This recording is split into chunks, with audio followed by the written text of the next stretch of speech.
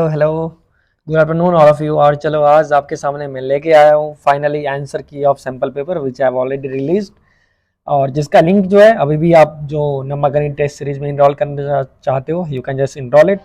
और मैं पहले ही बता देता हूँ भाई, यहाँ डिस्काउंट ज़्यादा मिलेगा नहीं, और जिनको डिस्काउंट चाहिए कुछ 5-10% उनको रैपिड फायर राउंड में मैथमेटिक्स का क्वेश्चंस का जवाब देना होगा, and that's also not for everyone. Okay, तो definitely if you want more cheap prices test series, so it's not like नम्मा गणित is the only test series। आपके पास बहुत सारे मार्केट में अवेलेबल हैं, पीडब्ल्यू के हैं और बहुत नेशनल कोचिंग्स के, आप वहाँ जाके ले सकते हो। ऑल द बेस्ट जिनको क्वालिटी कंटेंट चाहिए, पूरा रिसर्च बेस्ड कंटेंट। क्योंकि अगर मैं आपको 50,000 क्वेश्चन का बैंक दे दूँ और वहाँ से बोलूँ भाई जितना मैंने टेस्ट सीरीज बना लो, तो इट्स बेसिकली फूलिंग यू, क्योंकि आपको एक डायरेक्टेड प्लान नहीं दिया जा रहा है। तो जो सीरियस बच्चे हैं, स्टार्टिंग में मैंने बोल दिया है, हमारे चैनल से बहुत बच्चे जो जुड़े हुए हैं वो काफ़ी हाई क्वालिटी कंटेंट समझने वाले हैं। एंड आई एम श्योर कुछ बच्चे हैं जिनको अनफॉर्चुनेटली वैसा ट्रेनिंग नहीं मिलता है।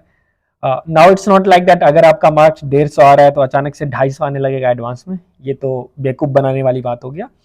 लेकिन अगर आप टेस्ट सीरीज को लोगे तो इतना जरूर है, आपको ये पता चल जाएगा क्या नहीं करना है, पेपर को कैसे अटेम्प्ट करना है, और रिलीवेंट क्वेश्चंस को कैसे सॉल्व किया जाता है, किस टॉपिक पे फोकस करना है, और वो बहुत ही ऑनेस्टली होगा।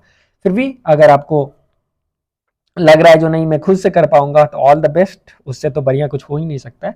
तो ये जो है वो कीज है जो हमारे साइमुलेटेड टेस्ट है उसके कीज है। सॉल्यूशन हालांकि मैं नहीं दिखाऊंगा क्योंकि ये पेड कोर्स वाले बच्चों के लिए है पूरा, तो आप कीज पूरे चेक कर सकते हो और इसमें कोई भी कीज गलत नहीं है। तो अगर आपका आंसर नहीं आ रहा है तो सिंपली आप गलत हो, ठीक है।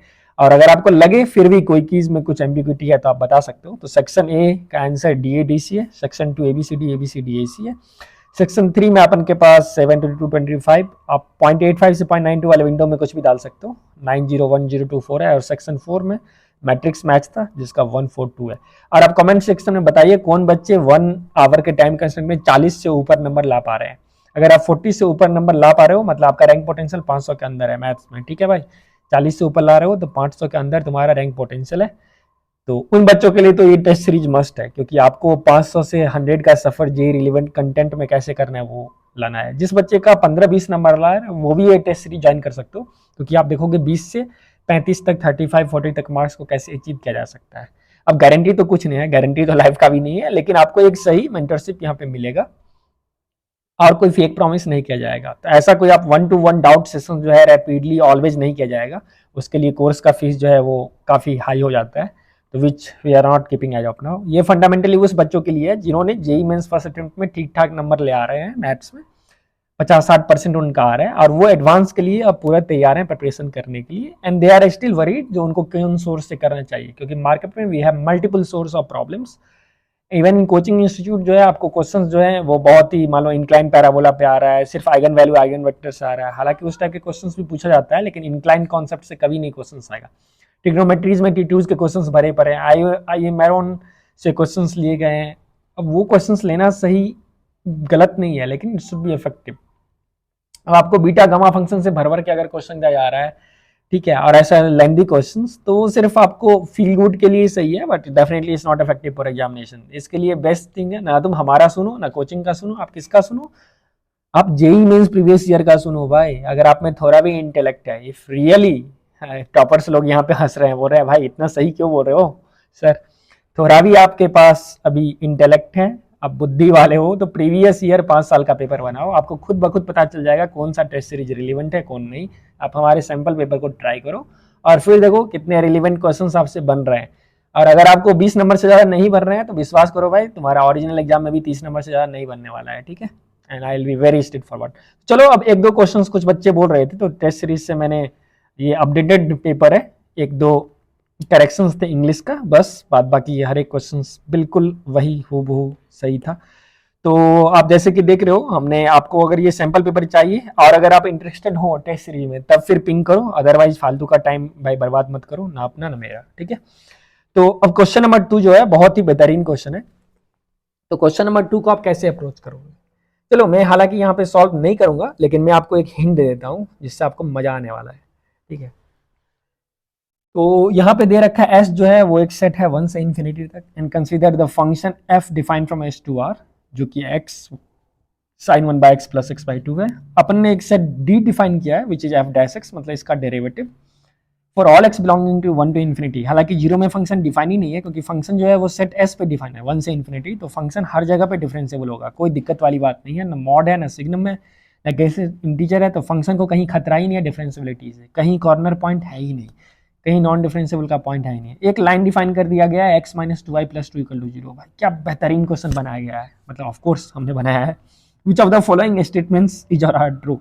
पहला सवाल जो है बोल रहा है for every t greater than zero the set D intersection half minus T half has infinitely element. अब बच्चा देख के ही क्वेश्चन डर जाएगा।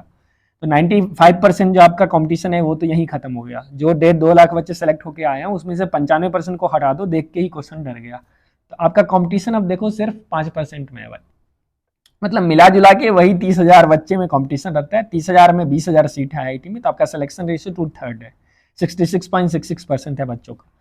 अच्छा ब्रांच लेना है तो उसका भी हर एक 3 बच्चे में एक आईआईटीएन बनने वाले हैं, ठीक है, जो कि सीरियस है। तो अब देखो ऑप्शन ए को कैसे करें, तो सबसे पहले आपको डिकोड करना होगा। मान लो टी का वैल्यू आप जीरो नहीं रख सकते क्योंकि टी ग्रेटर देन जीरो है। तो सपोज ऐसे फील करो क्वेश्चंस को, अगर मैंने सपोज टी को 0.1 रख दिया तो सेट मेरा क्या हो गया, डी इंटरसेक्शन, मतलब 1 से इन्फिनिटी इंटरसेक्शन मेरे पास हाफ माइनस टी से लेके हाफ आ गया, राइट। ओके, तो अब मान लो समझो 1 से इन्फिनिटी, और उसमें अगर हम कॉमन ले element half minus T point half, मान लो टी का वैल्यू मैंने हाफ रख दिया, तो 0 से हाफ और 1 से इन्फिनिटी में बताओ क्या कॉमन आएगा भाई। अब 0 से हाफ और 1 से इन्फिनिटी में तो कुछ कॉमन ही नहीं आएगा। अब बोलोगे भाई आप क्या कर रहे हो, तो देखो ये जो मिस्टेक है ये बच्चा, ये एक स्टूडेंट को अभी हमने देखा, वो टॉपर था, मतलब उन्होंने इस पेपर्स में 40+ मार्क्स लाए हैं, उन्होंने ये मिस्टेक कर दी। अब देखो क्या मिस्टेक किया है, वो सेट डी को सेट एस पढ़ रहा है और सोच रहा है भाई क्वेश्चन ही गलत है। अभी सेट डी क्या है, सेट डी है f dash x, x belongs to 1 से इन्फिनिटी। तो सबसे पहले आप क्वेश्चन को सही से पढ़ो। अभी देखो मैं कैसे, आपको लग रहा है भाई ये तो गलत कर रहा है, तो जिनको लग रहा था मैं गलत कर रहा हूँ, डेफिनेटली हमने गलत क्वेश्चंस को पढ़ा, क्योंकि set D is not set S. तो ये जो आपका रिफ्लेक्स एक्शन है इसको बहुत ध्यान में रखना पड़ता है। अब बेसिकली उन बच्चों के लिए मैं बोल दूं, अगर एफ ऑफ एक्स को आप डिफरेंशिएट करोगे तो एफ डैश एक्स जो निकलेगा वो आएगा sine 1/x minus 1/x cos 1/x plus half, ठीक है। तो चलो मैं इसको आपको ये वाला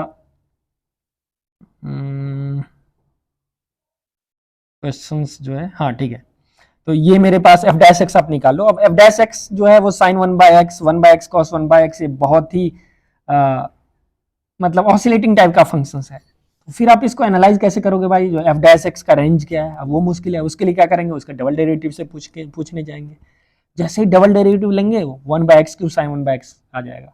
अब तुम बोलोगे भाई आप सॉल्व क्यों नहीं कर रहे हैं, क्योंकि इस हिंट से आप सॉल्व करने का प्रयास कीजिए। मेरे जो कोर्सेज है उसमें प्रॉपरली मार्कर लेके सॉल्व करूंगा। अभी मैं जानबूझ के नहीं कर रहा हूँ, क्योंकि उन बच्चों जिन्होंने पे किया उनको इनजस्टिस नहीं होना चाहिए, उनको एक्सक्लूसिव कंटेंट मिलने वाला है भाई। और अलग अलग जिन्होंने पे किया है और जो तुम देख रहे हो ना, तुम आराम से रहो, यू विल बी बेनिफिटेड।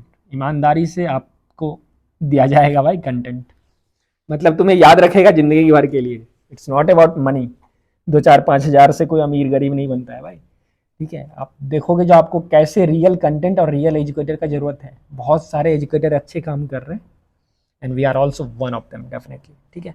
तो एफ डबल डैश एक्स आने वाला 1/x क्यूब साइन 1/x। अब एस इस सेट पे डिफाइंड है भाई 1 से इन्फिनिटी तक, तो इसमें जो होगा साइन 1/x क्या हो गया, अब 1/x तो 0 से 1 पे चले गया भाई, और 0 से 1 के बीच में साइन जो है ये तो बेचारा पॉजिटिव हो जाएंगे, और 1/x के खुद पॉजिटिव है। मजा आ गया, मजा आ गया, F double dash x positive हो गया। इसका मतलब फंक्शन जो एफ डैश है वो इंक्रीजिंग फंक्शन है, फंक्शन एफ डैश इंक्रीजिंग है, क्योंकि उसका डबल डेरिवेटिव, उसका डेरिवेटिव जो है एफ डबल डैश वो पॉजिटिव है इस इंटरवल में सेट एस पे। तो यहां से हम अगर एफ डैश एक्स का ग्राफ बनाए ना, तो आप देखोगे एफ डैश एक्स जो है इन्फिनिटी पे हाफ को टेंड कर रहा है, क्योंकि sign 1/x sign tending to 0 स्वाहा आईसीयू में चले जाएगा। 1/x खुद मर गया है, कॉस 1/x लगभग लगभग 1 के पास जाएगा, क्योंकि 1/∞ 0 के आसपास टेंड करेगा। तो मेरा एफ डैश एक्स जो है हाफ के आसपास जाने का कोशिश कर रहा है, ठीक है। और x इक्वल टू 1 पे मेरा फंक्शन का वैल्यू, आप एफ डैश एक्स का वैल्यू कुछ होगा फाइनाइट, ठीक है। तो यहां से हम क्या निकाल सकते हैं, फर्स्ट ऑप्शन मेरा सही हो गया, क्योंकि अगर हम set D F dash x का हम रेंज देखें तो कुछ फाइनाइट नंबर से लेके हाफ तक जाने का कोशिश करेगा। मतलब ऐसा सोचो हाफ एक लाइन है वो एसिम्प्टोटिक टाइप का हो रहा है, तो ऑफकोर्स नंबर ऑफ एलिमेंट जो होगा इन्फिनिटी हो जाएगा, ठीक है, तो इस चीज को आप ऐसे भी एक्सप्लेन कर सकते हो। सेकंड है for every t greater than 0 there exist u belongs to S. वाह क्या क्वेश्चन है, मतलब बोल रहा है तुम कोई भी यू उठा लो सेट एस से, मान लो हम यू का वैल्यू 2 उठा लिया, ऐसे क्वेश्चन सॉल्व किए जाते हैं। तो बोल रहा है for all x greater than 2 point x comma f of x satisfied distance of point P from L, मतलब वो लाइन लेस देन टी होगा। अब ये एग्जैक्टली एसिम्प्टोट का डेफिनेशन है, क्योंकि अगर आप एफ डैश एक्स का अगर आप बात कर रहे हो, ठीक है, अब अगर आप एफ ऑफ एक्स का बात कर रहे हो तो आप फंक्शन जो होगा, क्योंकि एफ डैश एक्स जो है वो ऑलरेडी पॉजिटिव चल रहा है, ठीक है, आफ्टर सम टाइम आप देखोगे जो एक्स इंफिनिटी के आसपास तो पॉजिटिव है ना, हाफ की ओर जाना चल रहा है, तो एफ डैश एक्स अगर ऑलरेडी पॉजिटिव चल रहा है मतलब फंक्शन स्ट्रिक्टली इंक्रीजिंग है, ठीक है। तो अगर हम इस फंक्शन एफ ऑफ एक्स पे कोई भी पॉइंट ले लें, ठीक है, तो उसका भी सैचुरेशन क्या है, एक्स अगर टेंडिंग टू इन्फिनिटी है, अगर आप देखो एक्स अगर टेंडिंग टू इन्फिनिटी है तो एक्स साइन 1/x का वैल्यू क्या आ जाएगा, ये 1 को टेंड करेगा, और x/2 है ऑलरेडी इन्फिनिटी को टेंड कर जाएगा। मेक सेंस, मतलब फंक्शन जो है वो तो मोनोटोनिकली इंक्रीजिंग हो रहा है, फंक्शन मोनोटोनिकली इंक्रीजिंग हो रहा है, लेकिन ये फंक्शन और ये लाइन का डिस्टेंस क्या हो रहा है for particular x, x comma f of x, और लाइन का डिस्टेंस क्या होगा, it is just limit x tends to infinity f x minus y को एक्स के फॉर्म में रख दो x/2 + 1, तो ये हो गया limit x to infinity x sine 1/x - 1। अब एक्स साइन 1/x का लिमिट क्या होगा, एक्स इन्फिनिटी होगा तो 1/x आईसीयू में जाएगा, तो sine almost in ICU is ICU, that is 1 - 1 0। ये बेसिकली सेकंड ऑप्शन जो है एसिम्प्टोट्स का डेफिनेशन है इनडायरेक्टली, क्योंकि एसिम्प्टोट वर्ड नहीं हम यूज कर सकते हैं कैलकुलस में, अभी तक जे एडवांस ने लास्ट 32 साल में नहीं किए हैं, और एसिम्प्टोट का यूज सिर्फ हाइपरबोला में होता है, इसलिए हम लोगों ने क्वेश्चन डिजाइन करते वक्त उसका यूज नहीं किया।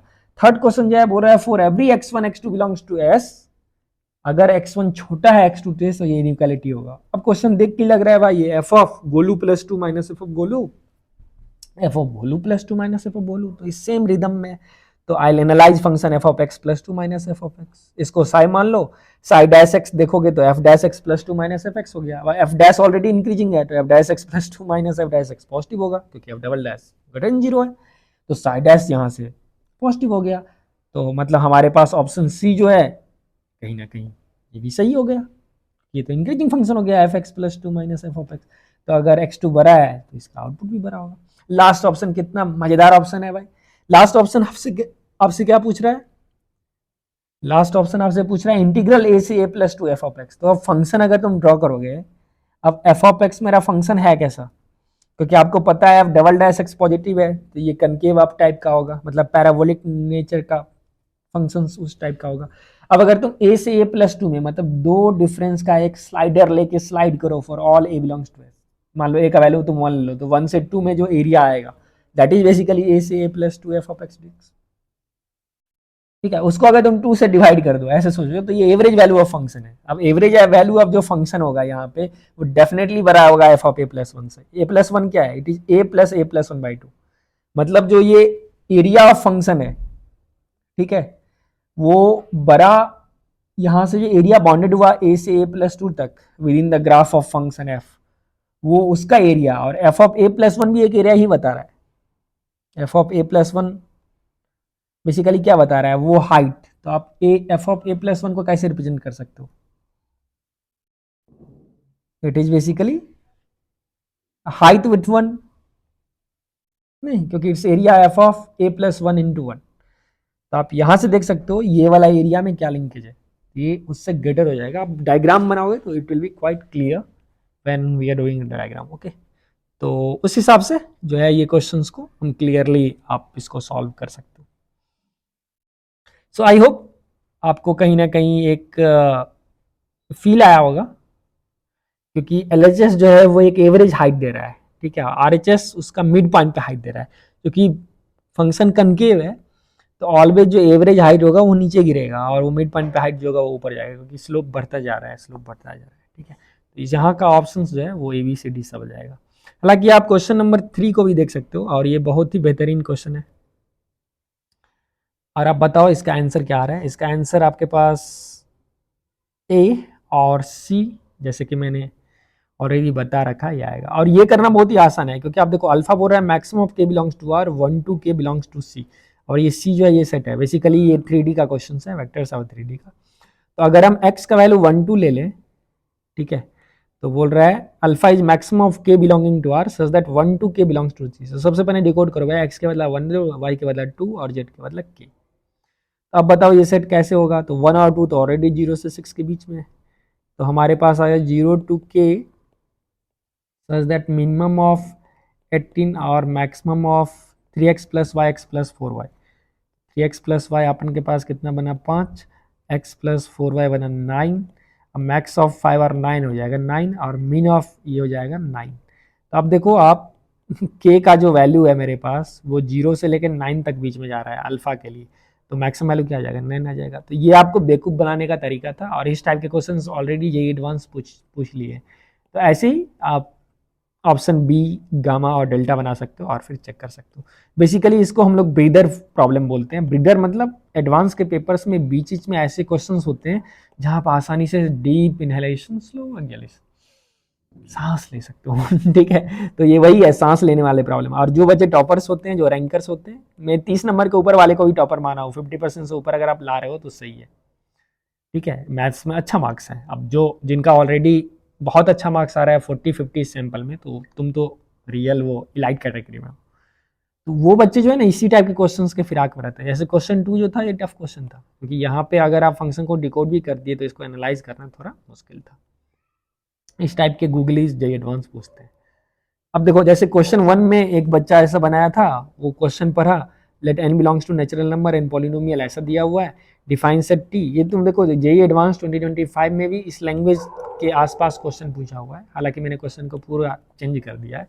क्वेश्चन टफ नहीं है, फिर भी 90% of you can't solve properly. अब देखो मैं जो एक बताऊंगा मिस्टेक, वो साइकोलॉजिकल मिस्टेक है, वो most of you must have done. अब जो तेज बच्चा भी है वो बोलेगा एक पॉलिनोमियल है, ठीक है भाई, इसको डिकोड कर लेगा, इट्स a0 x का पावर 0, मतलब पॉलिनोमियल लिखने का तरीका a1x करते करते मेरे पास a2n x का पावर 2n, तो अपने पास कितना टर्म होगा 2n प्लस 1, जो कि ऑब्वियस था यहाँ पे, क्योंकि पॉलिनोमियल में 2n और एक कांस्टेंट है। अब हो रहा है एक सेट a है जहाँ पे r0 1 2 से लेकर 2n तक जा रहा है, मतलब 2n plus 1 element such that r belongs to Tgen। S is the sum of coefficient defined by this, मतलब सेट टी से। अब कोई बच्चा सेट टी को क्या पढ़ लिया a0 plus a1 plus a2 से लेके a2n, तो बोलेगा भाई ये तो सिर्फ सम ऑफ कॉपिशेंट लिखा हुआ है, तो यहाँ पे x इक्वल टू 1 पुट कर दो। ऐसे ही x इक्वल टू 1 पुट करेंगे, ये 3 का पावर n हो गया, तो सेट s जो है वो सम हो जाएगा 3 का पावर n। अब आप बोलोगे भाई ये तो है 7 क्यूब है, 3 का पावर 7 है, राइट, और 3 का पावर 6 आ रहा है, 27 और 27, 3 का पावर 6 इंटू 3 का पावर n। तो अब ये बोलोगे भाई 1/6, तो n/6 log 3 हो गया। अब बोल रहा है इसको नेचुरल नंबर होना है, तो मिनिमम वैल्यू ऑफ n जो होगा वो 6 हो जाएगा, क्योंकि log 3 1 है। आंसर बिल्कुल गलत है, क्योंकि इसका कीज आप चेक कीजिएगा वो 7 है। हमने गलती क्या किया, आपने r बिलोंग्स टू 3z को पढ़ा ही नहीं। आप देख रहे हो, basically question sum of all coefficient नहीं था भाई, इतना भी आसान नहीं दे देगा जो एडवांस का बेइज्जती ही हो जाए। आपको बेसिकली क्या करना है, सम ऑफ, ध्यान दो ये चीज़ को, तो आपने एक पॉइंट पढ़ना छोड़ दिया, जिंदगी खत्म। a0 plus a3, you have to set 3 is t is all let r such that r is multiple of 3 times of z and they have mentioned z is a set of integers। तो a0 plus a3, अब कोई बच्चे यहाँ से भी पढ़ लेता है भाई, इसका मतलब ऊपर में कहीं ना कहीं वो इंटीजर पढ़ना छोड़ दिया। फिर ये आएगा अपन के पास a6 a9, ऐसे करते करते लास्ट, तो मतलब तुमको गैप ऑफ 2 पे ऐड करना है। आपको पता है गैप ऑफ 2 पे कैसे ऐड करते हैं, तो जिनको नहीं पता है वो देख लो। अगर तुम p ऑफ 0 लोगे तो क्या जाएगा, p of 0 is a0 plus a1, ये एक्सपेंशन में भाई a0 plus a1x a2x square n। तुमको बेसिकली a1 को खा जाना है, राइट, a2 को भी खा जाना है, लेकिन 3 ओनली मल्टीपल ऑफ 3 को सर्वाइव करना है सिस्टम में। तो इसके लिए हमारे पास आएंगे क्यूब रूट ऑफ यूनिटी। अब देखो p ऑफ अगर 1 लोगे, 0 नहीं, 0 पे तो भाई सिर्फ 1 बचेगा।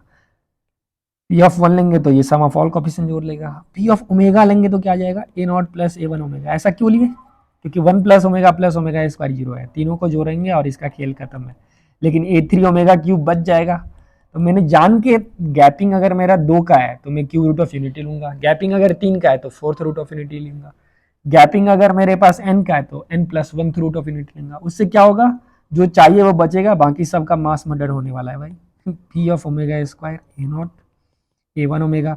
ध्यान से देखो ए टू इंटू ओमेगा स्क्वायर का होल क्यों ओमेगा 6, तो फिर से ए टू बन जाएगा। अच्छा अब ऐड जैसे ही आप कीजिएगा p one plus p omega square cube root of unity, तो देखो ये टर्म हो गया स्वाहा, ए वन वाला ए टू स्वाहा, क्योंकि a two plus a two omega square plus ये हो गया ए टू ओमेगा 4, और ओमेगा 4 क्या हो गया, ये सेम है जो ओमेगा क्यूब इंटू ओमेगा है, ओमेगा क्यूब 1 है तो इट्स ओमेगा।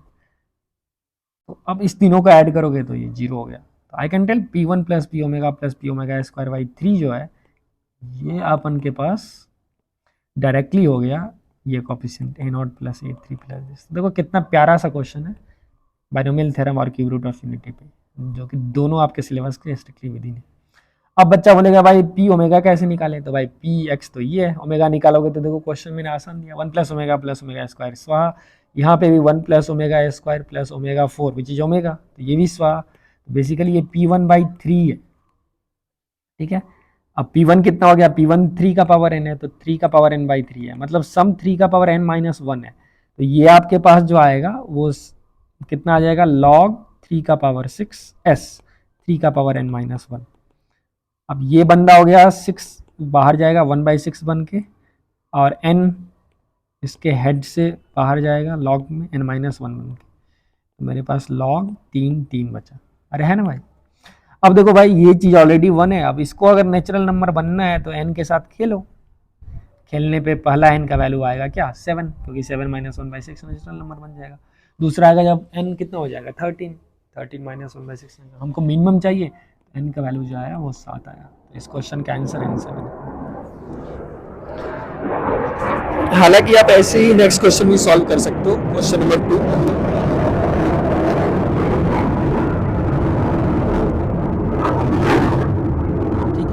रिफ्लेक्सिव रिलेशन आपको पता है, सिमेट्रिक पता है, इक्विवेलेंस पता है, तो मैं जल्दी से बोल दूं रिफ्लेक्सिव रिलेशन क्या होता है। अगर सेट है मेरे पास let's say A1 B1 C1 D1 ऐसे करके मेरे सेट ऑफ एलिमेंट है, और other let me call ABCD ABCS, तो एक रिलेशन R जो है ऑन सेट S, सबसे पहले रिलेशन को कोई पर्टिकुलर सेट पे डिफाइन करते हैं, इसको रिफ्लेक्सिव बोलते हैं। If for every A belonging to set S A belongs to that relation, ठीक है। अब देखो आर को ऐसे लिखा जाता है बोल्ड, और रिलेशन को आप सिंगल आर लिख सकते हो, ठीक है, वो भी नोटेशन समझना होगा। तो ये हो गया रिफ्लेक्सिव, मतलब अगर गोलू सेट में है तो गोलू कोमा गोलू उस रिलेशन को सेटिस्फाई कर रहा होगा। अब रिलेशन कुछ भी हो सकता है, like you are brother of him, ये इसके टीचर हैं, आप नम्मा गणित से जुड़े हो तो वो भी एक रिलेशन है आपका और हमारा,